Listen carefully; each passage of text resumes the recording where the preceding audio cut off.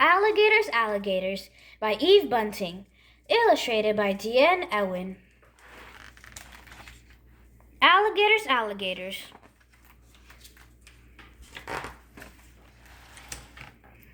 Alligators Alligators, down in the swamp, where the river is warm and the air is damp. Alligators lying in the riverbank mud, sunshine warming their cold, cold blood.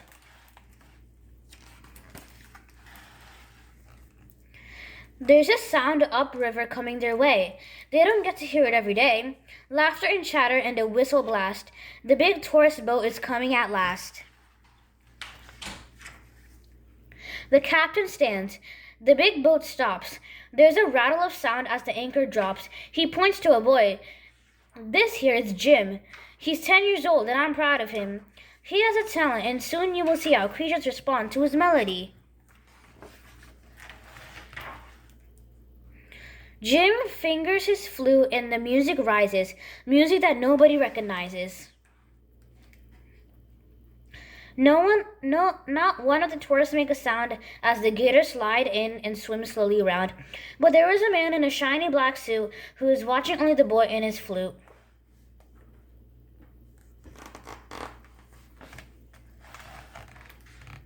The gators sway and sashay and one pirouettes. They're cold-blooded killers acting like pets. And are they dancing the stories their ancestors told of centuries past when the new world was old?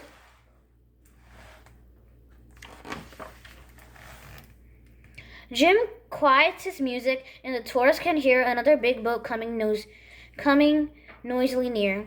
He puts down his flute and goes back to his chair. A breath of his music still hangs in the air. The gators glide over to where they had lain, to rest in the mud and be gators again. The anchor is raised. Rasco's boat pulls away. But first, the captain has something to say. Maybe you've heard that these gators were trained so that tourists like you would be well entertained. You can't train a gator. That's rumors not true. The gator will eat you before you were through. The gift of this music belongs to my Jim. Animals gather to listen to him. He loves all Earth's creatures, the big and the small, but they savage or tame. He plays for them all. My son doesn't brag about what he can do, but he has the grit that I can tell you. I've seen wild coyotes slink up close to Jim, sit in a circle and listen to him. The man in the suit has come up with a plan. It's been on his mind since the music began. He'll steal Jim's flute, fly to some distant land. Wild beasts will come as the flute's command. Poachers and hunters will pay him a lot for the creatures he'll bring, endangered or not. The boat trip has ended. The tourists stream down. They're leaving the dock now and heading for town. But the man in the suit has remained in his place. Now he gets to his feet with a smile on his face. He walks up to Jim in the friendliest way, as if he has something important to say. No one is watching. There's no one around. He snatches the flute and jumps down to the ground. Jim shouts, "Hey, come back here!" But to his dismay, the man jumps in a car and drives quickly away. The man in the suit is as proud as heck can be. He took what he wanted and got away free. The river is close and he's ready to play. Everything's fine. This is his lucky day. The music he plays doesn't sound very good, but the gators arrive. He was certain they would.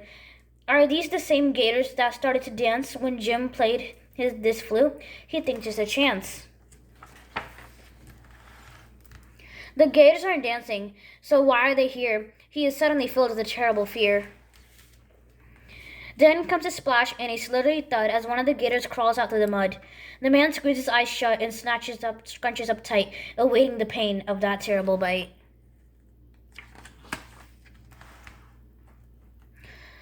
But when nothing happens, he falls to the ground, half opens his eyes and peers all around. The gators are gone. The flute is gone too. He looks at the river and thinks it all through. They came for the flute he had stolen from Jim. They wanted the flute, but they didn't want him.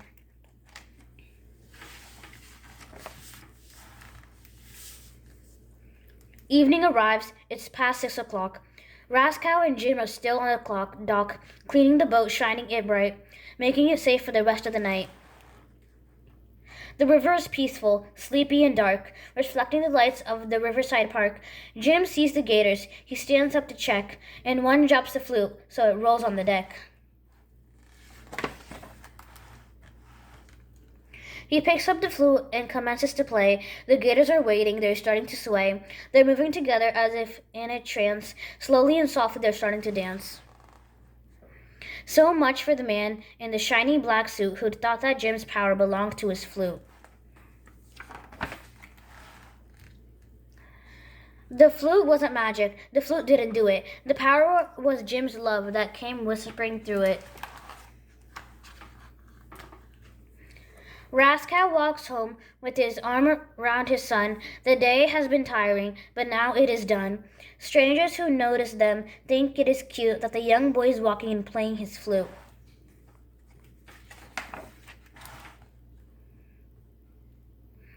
Then halt, amazed to see at his feet 2 bobcats. They're dancing a jig in the street.